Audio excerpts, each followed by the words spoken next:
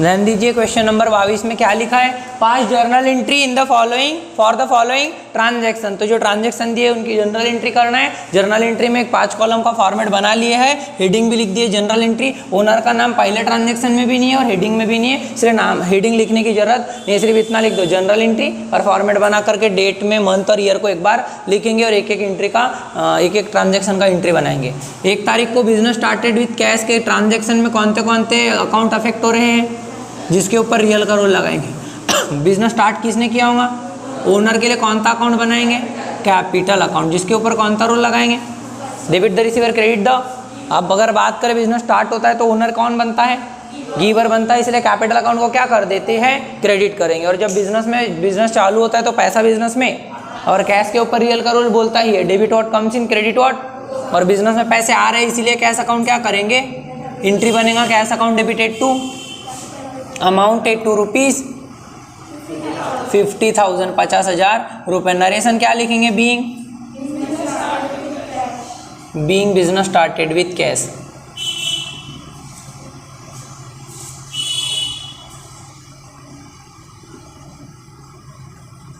एक तारीख के बाद 4 तारीख, गुड्स परचेज वर्थ ₹20,000। गुड्स को क्या कर रहे हैं, परचेज। मेरे को सिर्फ इतना बताइए, गुड्स के ऊपर तो रियल का रोल लगाएंगे। गुड्स जो परचेज किए पैसे से खरीदे कि उधार में खरीदे क्योंकि किसी पर्सन का नाम नहीं लिखा है तो अपन उधार के बारे में सोच ही नहीं सकते। तो जो 20,000 का गुड्स खरीदे है ना, उसका पैसा क्या कर दिए होंगे, दे दिए होंगे। खरीदे होंगे अगर गुड्स तो पैसा क्या करना पड़ता है, देना पड़ता है। और अपने मन से दिमाग लगा के हम कैश का अकाउंट बनाएंगे और रियल का रोल लगाएंगे, और कोई बताएंगे जब पैसे देंगे तो पैसे जाएंगे, कैश अकाउंट को क्या करेंगे, क्रेडिट। और जब गुड्स परचेज किए, परचेज करने से गुड्स आएगा, परचेज अकाउंट को डेबिट किया जाएगा। गुड्स के लिए कौन सा अकाउंट बनाएंगे, परचेज, तो परचेज अकाउंट डेबिट हो जाएगा। और कैश अकाउंट नरेशन लिखेंगे बीइंग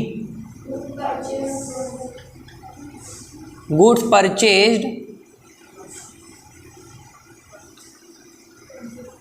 बस गुड्स परचेज लिख दो। वर्थ लिखने की मतलब कीमत नहीं लिखते हैं नरेशन में। Amounted to ₹20,000। 4 तारीख के बाद 10 तारीख को कैश डिपॉजिटेड इनटू बैंक ₹15,000 के ट्रांजैक्शन में कौन से अकाउंट अफेक्ट हो रहे हैं, कैश के ऊपर, बैंक के ऊपर। कैश के ऊपर रियल का rule debit what, credit what.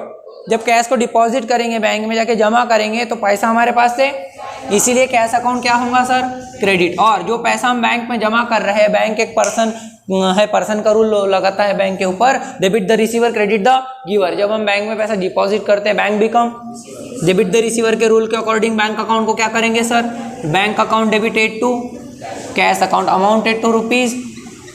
Narration में लिखेंगे being cash deposited into bank. 10 तारीख के बाद 16 तारीख को क्या हो रहा है, कंप्यूटर पर, थोड़ा सा बड़ा है ध्यान देंगे, कंप्यूटर परचेज वर्थ ₹15,000। कितने रुपए वाला कंप्यूटर खरीदे है, 15,000। एंड कैश पेड ₹5,000 रुपए का कैश पेड किए, तो कैश के कंप्यूटर के ऊपर रियल का रूल, कैश के ऊपर भी। एंड बैलेंस थ्रू, मतलब जो 15,000 का कंप्यूटर खरीदे, पूरा पैसा हमने कैश में नहीं दिए, कैश में कितना दिए, सिर्फ कितने बच गए, वो 10,000। एंड बैलेंस के बारे में बोला है कि कैसे जी है, चेक कितने करेगा, 10,000 का चेक समझ में कैलकुलेशन। और ये चेक के लिए कौन सा अकाउंट बनाएंगे सर, बैंक के ऊपर कौन सा रूल लगाएंगे सर। पहले बात करें रियल के रूल की, डेबिट व्हाट, क्रेडिट व्हाट। जब कंप्यूटर को परचेस करेंगे तो कंप्यूटर, बताओ कौन सा अकाउंट डेबिट करेंगे, कंप्यूटर परचेस कर रहे हैं तो कंप्यूटर। परचेस गलती से बनाएंगे क्या, नहीं, सब परचेस तो बनाने के लिए बोले थे ना थोड़ी देर पहले, किसके लिए बोले थे, गुड्स के लिए परचेस सेल बनाते हैं। अगर किसी वस्तु का नाम है तो उसका नाम लिखेंगे, क्योंकि वो एसेट है तो हम कंप्यूटर अकाउंट को ही डेबिट करेंगे। परचेज अकाउंट डेबिट नहीं किए, कंप्यूटर अकाउंट डेबिट किए, क्योंकि समझ में आया। कितने का कंप्यूटर खरीदे हैं, पूरे 15,000 से कंप्यूटर अकाउंट डेबिट। पेड कितना किए, कैश में 5,000 जब पेड करेंगे कैश हमारे पास से, और 5,000 जाएगा तो कैश को क्रेडिट भी कितने से करेंगे, सिर्फ। और जो बाकी के पैसे पेड किए, बैलेंस अमाउंट थ्रू मतलब किसके जरिए पे किए, चेक के थ्रू जब पे करेंगे, हम बताए सिंपल तरीका, कैश पे करें तो कैश क्रेडिट करना, चेक वगैरह के through, debit card, credit card, UPI से पे करेंगे तो डायरेक्ट किसको क्रेडिट कर दो, बैंक अकाउंट। ये है सिंपल तरीका। सिंपल तरीका समझ में आ गया है क्या, तो सिंपल ही समझो, 10,000 रुपये। पर्सनल का रोल लगा के डिसाइड करने की जरूरत नहीं है। कब तक, जब तक आपको क्लियरली दिमाग में फिट ना हो जाए। अगर आपको समझ में आ गया तो डायरेक्ट लिखो, जैसे अपने को समझ में आ गया 7 5 35 होते करके, तो फिर भी पहाड़ा पढ़ने की जरूरत ही है क्या? नहीं तो पहाड़े बोल के बताऊंगा सर 7 एकम 7, 7 दूनी 14, 7 तिया 21, 7 चौक 28, 7 5 35 है सर आंसर। जरूरी है क्या पहाड़ा पढ़ना? सेम आपको अगर दिमाग में आ गया कि बैंक क्रेडिट हो रहे हैं, दिमाग में कंसेप्ट आ गया, डायरेक्ट शॉर्टकट में भी जम रहे हैं, तो अच्छी बात है। इसी की तैयारी अपन कर रहे हैं, प्रैक्टिस इतनी ज़्यादा इसीलिए कर रहे हैं क्योंकि बहुत इंपॉर्टेंट चीज़ है। अकाउंट्स की आत्मा है ये। जनरल एंट्री अगर अपने को नहीं आएंगी ना तो अकाउंट का ज़िंदगी में कुछ नहीं कर सकते, मतलब समझ नहीं सकते चीज़ों को। गिनती है समझ लो ये अकाउंट के लिए। जैसे मैथ्स को बिना गिनती के सोच सकते क्या, इमेजिन कर सकते क्या मैथ्स के बारे में कुछ भी बिना गिनती के? जोड़ घटाना सीखो या कुछ A+B सीखो, कुछ भी सीखेंगे ना मैथ्स में, कोई डायग्राम बनाओ, मतलब जो भी अपन सर्कल वलकल सब में काय का यूज़ होता है, नंबर का। इसी तरीके से अकाउंट जब तक करोगे तो काय का यूज़ करोगे? जनरल एंट्री का। जनरल एंट्री आप लोग को करना ही पड़ेगा, हमारे दम तक का करना पड़ेगा। जब तक अपन अकाउंट पढ़ेंगे तब तक करना पड़ेगा। CA का कोई पढ़ाई करता है, फाइनल का पेपर दे रहा, उसमें भी करना क्या ही है? Debit credit. इन अकाउंट का बहुत इंपॉर्टेंट कंसेप्ट है। ये रूल जो होते हैं, कौन से रूल है वैसे? डबल एंट्री सिस्टम, जिसको कौन से रूल भी बोलते हैं? Golden rules of account. Narration क्या लिखेंगे सर वो तो बताओ, नहीं बताएंगे? बीइंग कंप्यूटर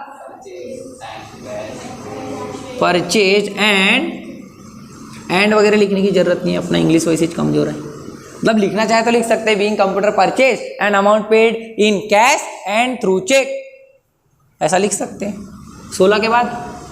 हाँ वैसे शॉर्टकट में लिख दिए ना बीइंग कंप्यूटर परचेज तो भी चल जाएगा, इसके लिए मार्क्स एग्जाम में नहीं कटेगा। आगे 18 तारीख सैलरी एंड वेजेस ₹4,000 एंड 2,000, नहीं पेड तो पहले लिखा था, रेस्पेक्टिवली क्या लिख लो उसमें?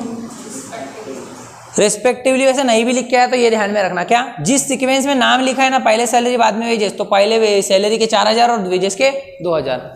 Salary and wages paid ₹4,000 and 2,000 respectively, मतलब क्रम अनुसार।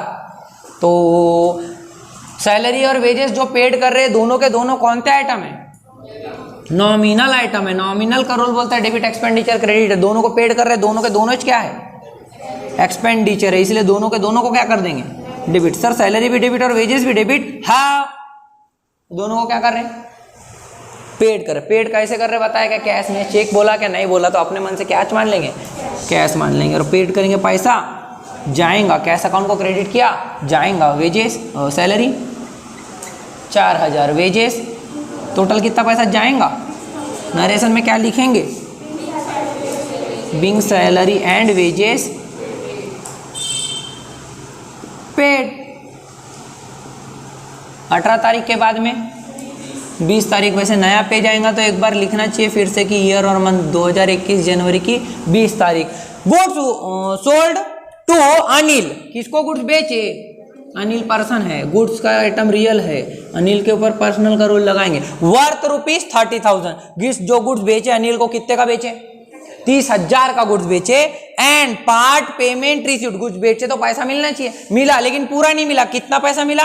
पार्ट पेमेंट, यानी कुछ पैसे मिल रहे। Part payment received through UPI, वो QR कोड वगैरह से भेजा उसने UPI से पैसा, कितना रुपए भेजा सिर्फ, तो बताइए कितने रुपए देने का है वो?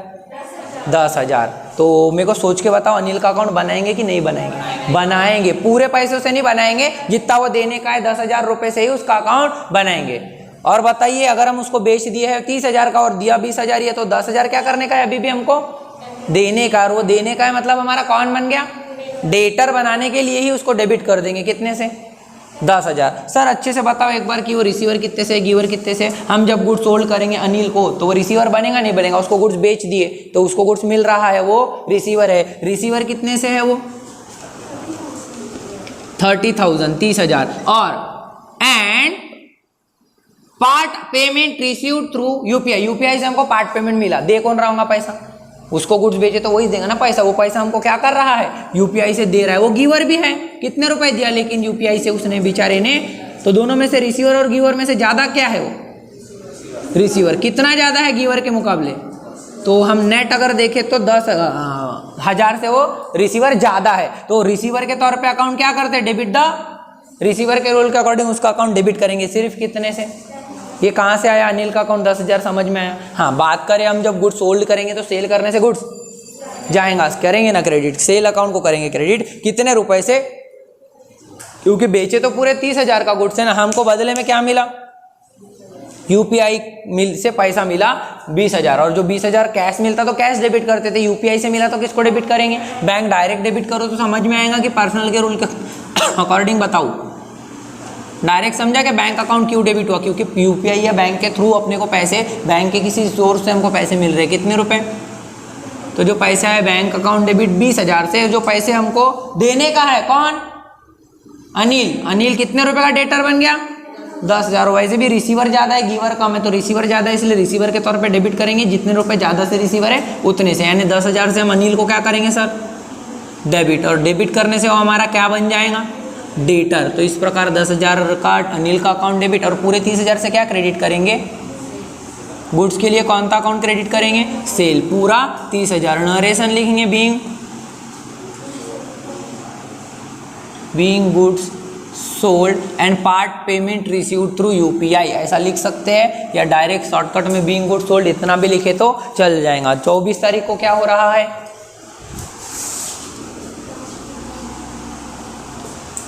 Cash withdrawn from bank. अभी तक तो हम पैसा डिपॉजिट किए थे, पैसा जैसे बैंक में जमा करते, जरूरत पड़े तो अपन बैंक जाके निकाल सकते पैसे, हाँ विड्रॉ भी कर सकते, एटीएम से भी कर सकते और बैंक जाके भी कर सकते हैं अपन। तो जो बैंक जाके पैसा निकालते हैं उसको जो बोलते हैं कैश विथड्रॉन फ्रॉम बैंक। ये बैंक के जगह एटीएम लिखा रहेगा तो आंसर अलग होगा कि नहीं? उसमें भी सेम चीज रहेगी। जब एटीएम से भी पैसा निकाल रहे तो बैंक पैसा एक्चुअली दे कौन रहा है हमको? बैंक ही, बैंक का ही है ना एटीएम। तो अभी तो हमको कैश और बैंक दो अकाउंट दिख रहे, बैंक के ऊपर, कैश के ऊपर।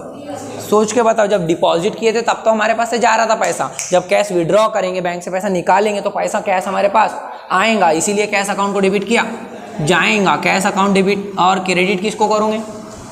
बैंक, क्योंकि एक ही अकाउंट बचा और जगह क्रेडिट की बची। वैसे भी बताओ ना, जब पैसा बैंक से विड्रॉ करेंगे, निकालेंगे, बैंक वाले हमको पैसा देंगे, तो देंगे मतलब वो कौन बन गए? Giver. Debit the receiver, credit the giver के तौर पे बैंक अकाउंट को क्या करेंगे सर? क्रेडिट करेंगे। Amounted to rupees 10,000। नरेशन लिखेंगे being cash withdrawn from bank. 28 तारीख को क्या हो रहा है? Sold goods return by Anil ₹2,000। Sold goods मतलब बेचा हुआ goods, return by Anil, return कर दिया अनिल ने। अनिल पर्सन है, गुड्स रियल है, रियल का rule debit what comes in credit what गोड आउट बोलता है। क्या बोलता है? आएगा तो डेबिट करो ना, जाएगा तो। सोल्ड गुड्स रिटर्न, बेचा हुआ गुड्स रिटर्न क्या होगा?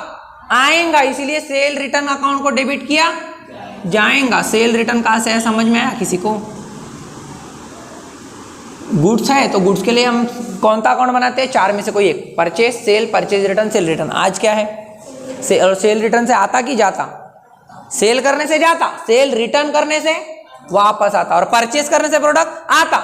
लेकिन परचेज रिटर्न कर देंगे तो जाएगा, ध्यान रखेंगे। परचेज डेबिट रहता, purchase return credit, cell credit रहता, सेल रिटर्न डेबिट। ध्यान रखेंगे इसको, सिंपल है। आएगा तो डेबिट, जाएगा तो क्रेडिट, और पर सेल रिटर्न से वापस आ गया गुड्स, इसलिए डेबिट। हाँ, और किसने दिया वापस? अनिल पर्सन है, डेबिट द रिसीवर, क्रेडिट दो। और जब वो वापस करेगा तो वो रिसीवर है कि गिवर है? गिवर के तौर पे अनिल अकाउंट क्रेडिट। नरेशन लिखेंगे being sold goods return by Anil amounted to ₹2,000 2,000 रुपये। समझ में आया? लिखेंगे इतना ही है, इतना ही है।